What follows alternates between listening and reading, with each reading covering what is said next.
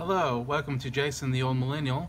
My name is Jason, speaking to you here in my basement in the great state of Kansas, and I'm continuing my list of top 100 favorite albums, and today I'm doing number 72 on my list. Number 72 is an album called Beatles For Sale by a little known British rock band called the Beatles, I believe from the Liverpool area, if I remember right. Just kidding, of course I know that. This album came out in 1964 and is their fourth studio album.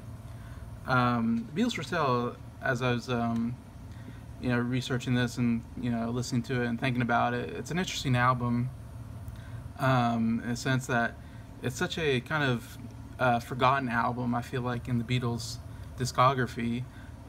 It's not one, like I said, I have it at this is my 11th favorite Beatle album. I have all their Beatle albums, so it's kind of low on the Beatle album chart, but yet I think still a very good album, one I enjoy listening to. But it's definitely this almost one that you don't talk about as much, and most people who list this towards the bottom of the Beatles list. Not to say it's not a good song or a good album. Beatles have really great albums though, so obviously even their worst ones are pretty good albums in my opinion. This is just not as good as some of their really great ones. But yeah, it's this weird album because it's a fourth studio album, and it's like put right in between two iconic albums.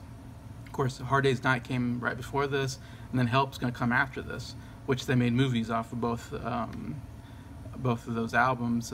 Were kind of based on, or were accommodating the movies that they're making. So this one comes right in between. So you really think about Hard Day's Night, you think about Help. But Beatles For Sale, even I forget. Sometimes when I'm going through, I'll go, what am I forgetting now? Oh yeah, Beatles For Sale, I forgot about that album. And I like that album. I still forget about it just because of those two iconic albums, I think, in between. And this was an album that came after, a really huge year in the Beatles, 1964. When you think about, maybe the biggest year in the Beatles' history. You have them coming to America for the first time, February 9th. They play on the Ed Sullivan Show in 1964. It's the biggest rock and roll event in history. Huge viewership. Everybody was watching this episode to see the Beatles play for the first time in America. And it kind of continued this Beatlemania in America. And they went on this U.S. tour afterwards, which got incredible crowds and screaming girls, and started this whole Beatlemania thing in America that was going strong in Europe, of course, and UK. And so you got this U.S. tour, and then they come to the Beatles and they say, let's make a movie. And they come up with a movie, which they call Hard Day's Night. And they say, write an album to accommodate this movie that we're making, Hard Day's Night, which they didn't have the name yet. And it becomes the first Lennon McCartney album, where it's all the Lennon McCartney songs. So they kind of write this album pretty quickly to accommodate this movie that they're making. And of course it becomes huge, #1 and all that, and even the movie is pretty big. I think it does pretty good in the box office. Anyway, so you do that, and then after that, I was reading they then did like a UK tour. So they did a tour in the UK after. They were just busy. They were just going. Like I said, they made an album, went on US tour, movie, UK tour, and while they're making on the UK tour, they're like, we want another album by the end of the year. And so then they had to, as they're doing a UK tour, they're like writing songs for the next album that they're making. And so it's somewhat rushed. They're making 2 albums a year plus these tours. So then when they're coming with Beatles For Sale, they weren't able to come up with 14 original songs like they did for Hard Day's Night. They just didn't have enough time to do that. So they came up with 8 original songs and then 6 cover songs that they've done a lot, on stage before they became huge. Of course, they're all doing cover songs. And anyway, so then you have this, all original album, Hard Day's Night, because the first 2 albums, Please Please Me with the Beatles, were same 8 original, 6 cover songs. That's the way they did it. And so when they went from that to Hard Day's Night, where it was all original and a huge hit, and of course anybody that's a Beatles fan will say we much prefer the original songs to the cover songs, and I think that's true about everybody. In fact, a lot of times, even if it's a good cover song, we would rather listen to an original Beatles song than listen to a good cover song, because the Beatles just had their own style, and of course that would change music history. I mean, change rock and roll, and it has its own distinctiveness. The Beatles, Lennon and McCartney especially, that we love about the Beatles, that we just prefer the originals. Anyway, so it was so cool to see Hard Day's Night with all these originals, and then you get to Beatles For Sale. Also, when we go backwards to 8 originals, 6 covers. So I think for a lot of Beatles fans, it feels like we're going backwards instead of forwards. Forwards is, let's do more original, let's do all originals, and let's do more experimentation with music in the studio, which will happen obviously with later albums. Anyway, so that's why I think a lot of people downplay the Beatles For Sale album, because I think I probably even like it more than most Beatles fans. In fact, I think it's a really excellent album in some sense.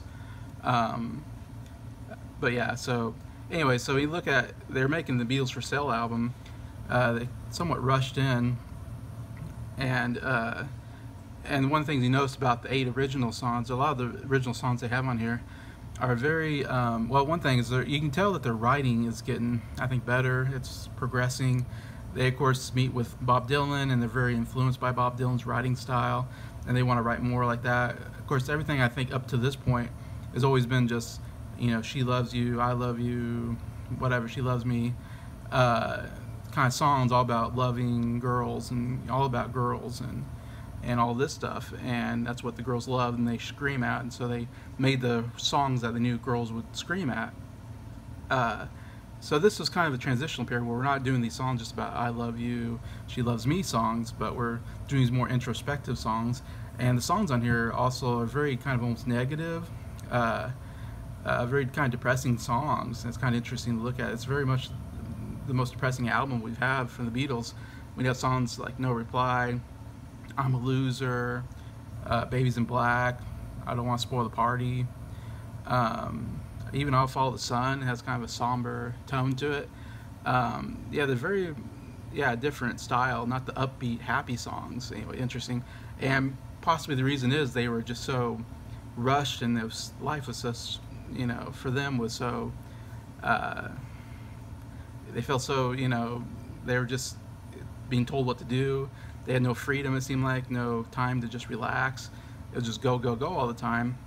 So I think that kind of made them a little depressed maybe during this period, and so that kind of influenced the songs they were writing, which were a little more negative sounding, I think, for this album. That's a possibility, at least from what I've read, and makes sense when you listen to the album. Like I said, it's definitely very more negative type of songs, anyway, which is interesting though. And I think the writing is actually pretty excellent, and I really like the writing on these songs, like I said, No Reply and I'm a Loser, all that stuff, and talking about, yourself and kind of bad things are happening to you. Especially John was really good at writing these kind of songs, the more depressing songs, I think, because he had a lot of tragedy happening in his life. Anyway, so that's my take on kind of Beatles For Sale, kind of the album itself, and I'm a big Beatles fan, so I'm very familiar with the album, so it's kind of interesting to go more deeper into the album itself and the kind of tone of the album. Like I said, talking about the songs themselves, I would say the 8 original songs are excellent. Some of the best work they've ever done. If this album only had the 8 original songs and didn't have any of the cover songs, like this album would be like a top 20 album all time for me. Like, I absolutely love the 8 originals, are just excellent. Even the ones that aren't very well known are really good songs. Not a bad original song on here. And it's funny, it's kind of an album, doesn't really have many big hits. The only really big hit off here is 8 Days a Week. That's the only song I really hear, like, if I listen to a Beatles cover band, they will do the 8 Days a Week. And yeah, it's a song that probably everybody knows from the Beatles. Definitely, yeah, the most popular one. But I mean, like I said, even, I'm a Loser, No Reply, Don't Want to Spoil the Party, Babies in Black, kind of, especially those last two, are very obscure kind of Beatles songs. Very excellent, great harmonies, really excellent songs. And even 2 songs that I forgot about, I was listening to this, Every Little Thing and What You're Doing.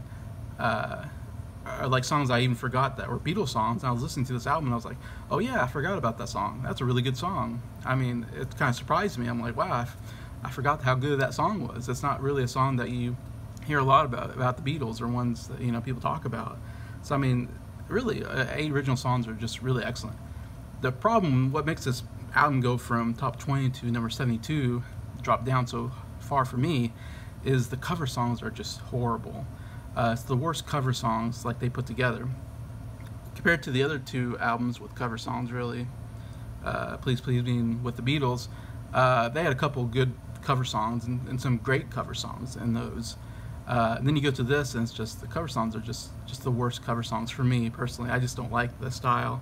Obviously, they're all cover songs from like the 50s, and it just feels like you have this band that is so the greatest band ever, and their stuff is the great, you know, is great music, and they're progressing rock and roll music. And so to hear him do 50s style, it's like, man, you're going backwards. You're regressing. You're so much better than, to me, you're so much better than the 50s music. And so when they cover a 50s song, I'm just like, oh man, they're just covering something that's out of date, as it feels like, instead of something that's gonna, you know, be future. I don't know how to say it. Be something that's gonna really push forward music. It's going backwards. Anyways, I don't know if that explains my feeling, but stuff like rock and roll music and Kansas City, Hey Hey Hey, just, I don't know, just don't care for any of that. The only cover song I like is the Buddy Holly song, Words of Love. I thought it was a decent cover song. Not even a great cover song, but a decent cover song. I would be okay with that one being on the album. The other 5 I would totally take off this album. It would make it so much better. And the worst one is Carl Perkins. Like, I've never heard of Carl Perkins until watching like the Beatles documentary, and if you read about Beatles, they talk about how Carl Perkins is like one of the most influential, you know, guitar players and songwriters for the Beatles.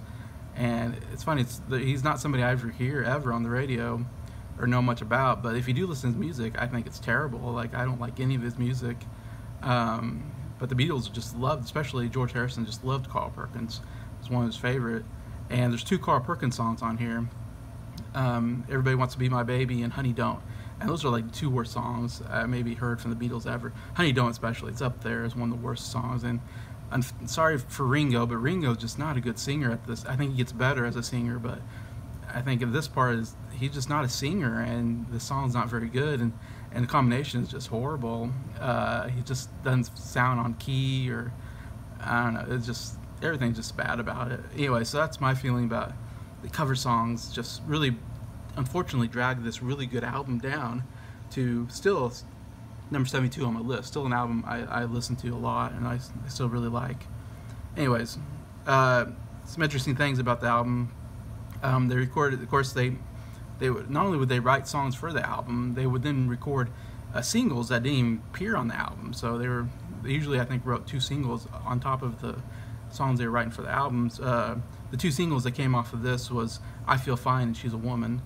I Feel Fine, excellent song. I think it might have been, I didn't see if it went number 1, but I think it might have been number 1 single. Really excellent song, and like, again, song that really pushes forward you know, feedback. It's the first song I think that I know that has feedback, guitar feedback at the beginning, and a great guitar riff, one of the great guitar riffs. You know, definitely the kind of song I would love to hear on this album, would make this album even better. Like I said, put these 2 songs on there, take the cover songs off, man, what a great album. Of course, it went number 1 in the UK. It didn't come out in the US. For some reason, they only did the UK. Obviously, we have it now, but back then they didn't have. US didn't get Beatles For Sale. But so, and there was no singles coming off the album. The singles came out of that. Like I said, I Feel Fine, She's a Woman wasn't on the album, so none of the songs that were on the album were singles, which is unusual. Usually, when I'm doing these lists, there's a couple, 2 or 3 songs that are also put out as singles. So if they did, they would have a bunch of number 1 singles off this. I mean, a lot of these albums, I don't know about this one, but definitely other albums that would have a bunch of number 1 singles. But in America and Canada, 8 Days a Week went number 1, so that wasn't considered. That's considered number 1 single for them, just not in the UK because they didn't put it out. Anyway, so I know I've talked a lot about this because I can talk a lot about Beatles and Beatle albums and the backgrounds and so forth because I've read so much about it. But I'll just go to my top three favorite songs. Like I said, I love all the originals, but number three, I had to go with 8 Days a Week. Definitely one of their great songs of this time period. It's the first song that had a fade in. I love that fade in to the beginning, and just a really catchy, number. 8 days a week, or there's only 7 days a week, so it kind of plays lyrically. I like that. There's an extra day. I love you. An extra day that there doesn't exist. Kind of idea. And one of the best hand clap songs. I love listening to this live when I watch a Beatles cover band. They always have the audience do the claps, anyways, and that's always fun. Number two, I think one of the most underrated songs on here, "I'll Follow the Sun." It's a short song, not very long, by Paul McCartney, but of course shows Paul McCartney's so good at these type of songs, these acoustic guitar songs, I call them, along with Yesterday and Blackbird and so forth. Just seems like him and the acoustic guitar mostly, and but yeah, just a beautiful song. And my favorite part is when I was listening to this again, just how much I like the song. Paul's singing the verses, and then when it comes to the chorus, John comes in and harmonizes with them. And those harmonies are so good. John and Paul's harmonies are just some of the best ever, and it really makes that song so good. And those choruses, and I love that verses just Paul, then the harmonies, and this just really makes that song great. Number one for me is "No Reply," the very first song in this song. That's again not one that I don't know is talked about as much, or I hear as much. Of course, I think if you're real Beatle fans, all really like this song. But just love that opening. This happened once before. How he opens with that line, and I love the storytelling of, he's going to this girl and there's no reply. And in fact, they say she's not home, but he says, I know she's home. I saw her in the window, and knowing that she's lying to him, and like I don't know if she's cheating on him or whatever. So it's a song about being sad and being dejected, rejected by this girl that he loves, and she's not even replying to him. And yeah, just a great number, catchy number, and great harmonies, and yeah, a very underrated song. I think it's an excellent Beatles song. "No Reply," coming off of Beatles For Sale. So that's my review for Beatles For Sale, number 70, my 72 favorite album from the Beatles. And so thank you for watching this, and thank you to all my subscribers, and I appreciate all that you do. And please feel free to comment on how you feel about Beatles For Sale, and if I'm right or wrong about what I said about the cover songs. Some think they're good, I think, but I don't. But anyway, so yeah, just comment, and I'll read them, and thank you very much.